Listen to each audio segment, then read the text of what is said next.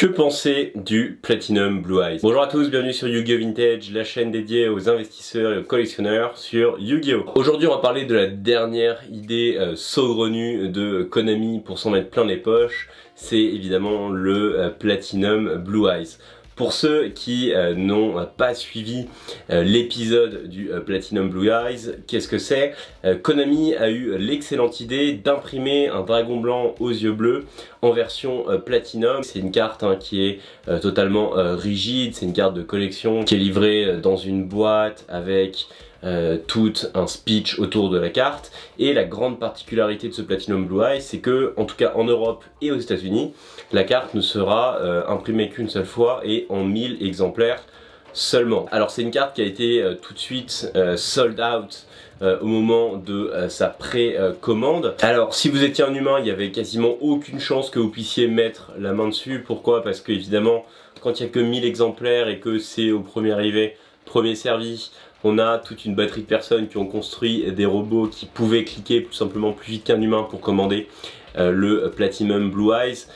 Donc c'est généralement ce qu'on appelle des flippers qui ont fait ça, qui avaient que comme objectif d'acheter la carte pour la revendre ensuite plus cher. Et donc évidemment c'est une carte qui s'est vendue en un instant. Toute la question de ce Platinum Blue Eyes, c'est est-ce que c'est un bon investissement? Si oui ou sinon, pourquoi? J'ai fait une vidéo sur le prix d'ancrage que je vous invite d'ailleurs à venir regarder. On est dans un marché aujourd'hui qui a plus de sens parce qu'en fait Konami peut pondre n'importe quelle connerie.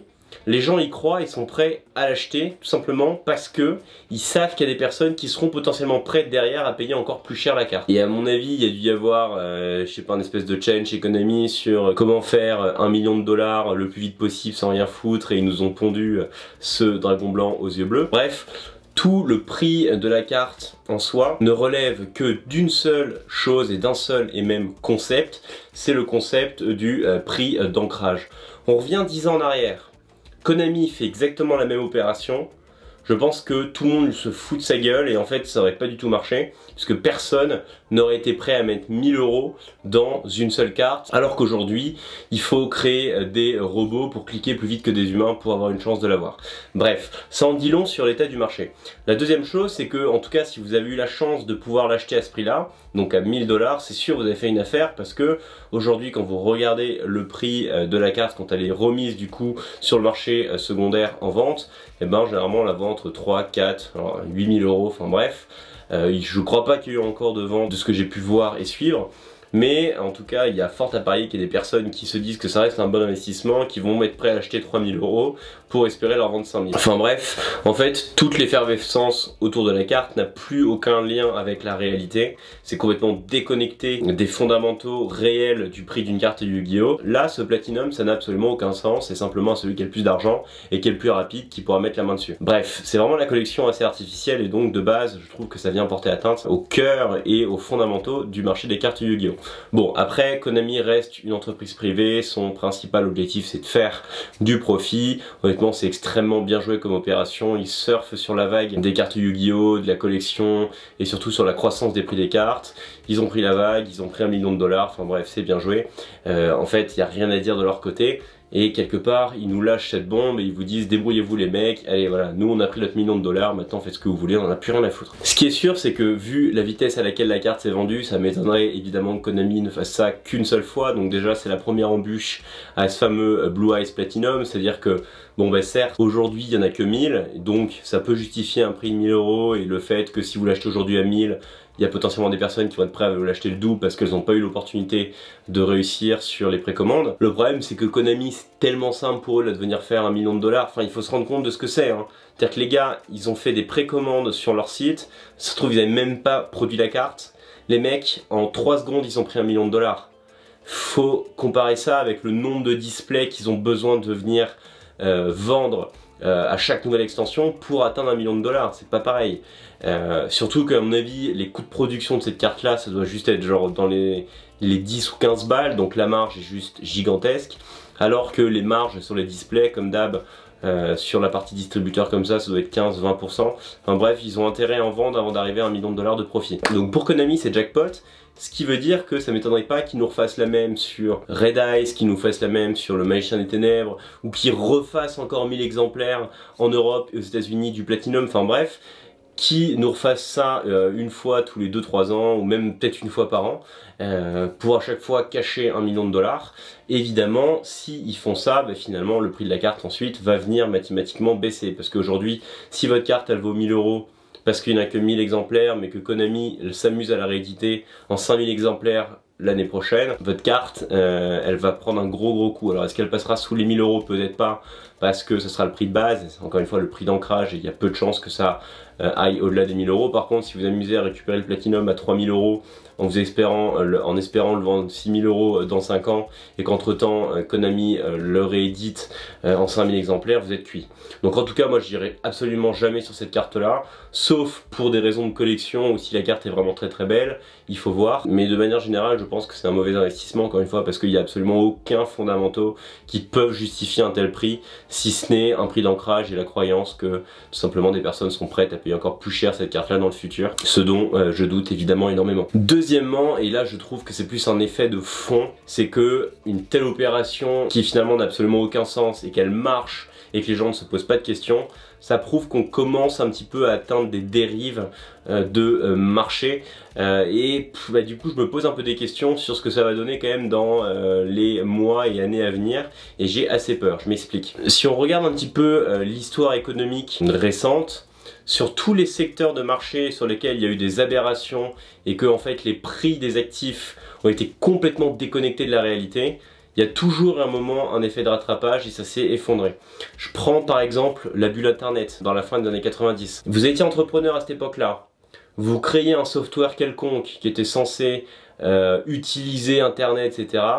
Mais les gens vous jetaient de l'argent pour financer votre boîte, ce qui du coup évidemment a donné naissance à des dizaines voire des centaines d'entreprises coquilles vides qui ne pourraient jamais être rentables. On a eu une inflation énorme sur les marchés financiers, puis il y a un moment où les gens ont compris qu'ils achetaient que de la merde. Ils ont arrêté d'acheter, et donc qu'est-ce qui s'est passé? La bulle a explosé, toutes les boîtes ont fait faillite, tout s'est écroulé. Et ça, c'est ce qui arrive toujours. Et le problème, c'est qu'aujourd'hui, on est un peu sur une économie qui marche sur la tête parce qu'il y a trop d'argent disponible, donc les gens investissent dans n'importe quoi. J'en veux pour preuve vraiment ce qui se passe sur les marchés financiers. Alors si vous suivez un petit peu l'activité financière, vous avez peut-être déjà entendu parler des SPAC. Alors si c'est pas le cas, c'est pas grave, je vous explique le concept rapidement. C'est simple, aujourd'hui une SPAC c'est quoi? C'est un comité qui va dire aux investisseurs, ok, je sais pas dans quoi je vais investir, par contre je vous garantis que je vais investir dans cette thématique-là à horizon 1 an. Donc donnez-moi de l'argent et cet argent va être servi ensuite à racheter des boîtes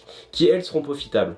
Donc en fait aujourd'hui les gens n'investissent plus dans des boîtes, les gens donnent de l'argent à des personnes pour ensuite investir dans des boîtes, mais ils savent même pas dans quoi ils investissent. Alors c'est un phénomène qui fait fureur, parce que généralement les mecs qui créent des SPAC, c'est soit des gars qui sont un peu connus ou des entrepreneurs à succès, donc en fait les gens ont confiance, les prix annoncés, les prix d'ancrage paraissent cohérents, parce qu'en fait ce sont des boîtes ensuite qui sont cotées, mais c'est des coquilles vides totales, donc en fait le prix n'a absolument aucun sens, puisque ça ne repose que sur des croyances et un prix d'ancrage de base, et pas sur des résultats financiers précis. Et aujourd'hui les gens investissent massivement dans les SPAC. Donc je pense que vous commencez à voir un peu la supercherie et juste toute l'irrationalité du truc. Alors évidemment les mecs qui ont créé ces concepts là, mais ils sont extrêmement malins et c'est eux les grands gagnants, parce que alors eux ils lèvent de l'argent sans avoir à créer des boîtes et en plus derrière ils peuvent acheter n'importe quoi, tout le monde s'en fout. Enfin bref, c'est magnifique, mais ça prouve à quel point le marché aujourd'hui est irrationnel. Et donc du coup quand on voit des trucs comme ça qui se passent sur le marché financier, le Platinum Blue Eyes il passe crème.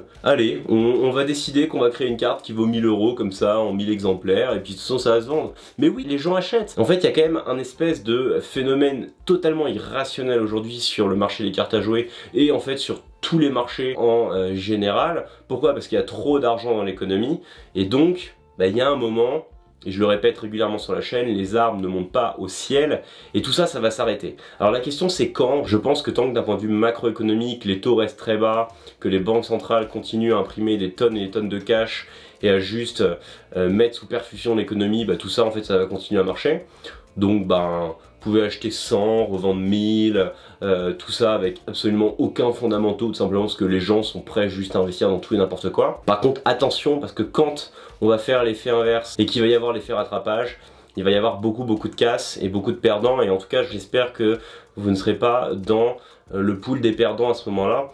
Donc ça, faites très attention, suivez vraiment ce qui se passe, je pense, d'un point de vue macro, d'un point de vue tendance de marché. Donc là je vous fais encore le lien avec la vidéo sur le prix d'ancrage. Pour moi c'est extrêmement important d'observer ces prix d'ancrage. Qu'est-ce qui se passe sur les nouvelles cartes, quels sont les prix d'ancrage, quelles sont vraiment les croyances dans le prix intrinsèque des cartes Yu-Gi-Oh! Puisque ça va vous donner déjà un peu des pistes à quel moment le marché va se retourner, quand est-ce qu'il faut vendre vos cartes, quand est-ce qu'il faut arrêter d'investir, quand est-ce qu'il faut être un petit peu plus passif. Parce qu'évidemment, au moment où tout s'écroule, il y a toujours de très belles opportunités, et c'est là qu'il va falloir vraiment investir, parce que c'est là où vous pourrez effectivement récupérer des items qui ont finalement beaucoup de valeur à des prix vraiment très bas. Voilà sur le Platinum Blue Eyes. Comme toujours, je suis curieux d'avoir votre avis. Est-ce que vous pensez que c'est un bon investissement? Est-ce que comme moi au contraire vous pensez que c'est totalement aberrant et que y a un moment ça va s'arrêter? N'hésitez pas à me partager votre avis en commentaire. N'oubliez pas de rejoindre également le Discord de Yu-Gi-Oh! Vintage pour venir partager vos collections, poser vos questions sur l'investissement des cartes Yu-Gi-Oh! etc. Encore une fois, n'oubliez pas de vous abonner à la chaîne, ça participe à son bon développement et je vous en remercie. Et quant à moi, je vous souhaite de très bons investissements dans les cartes Yu-Gi-Oh! À mon avis, évitez le Platinum Blue Eyes et je vous dis à très vite pour une nouvelle vidéo. Ciao!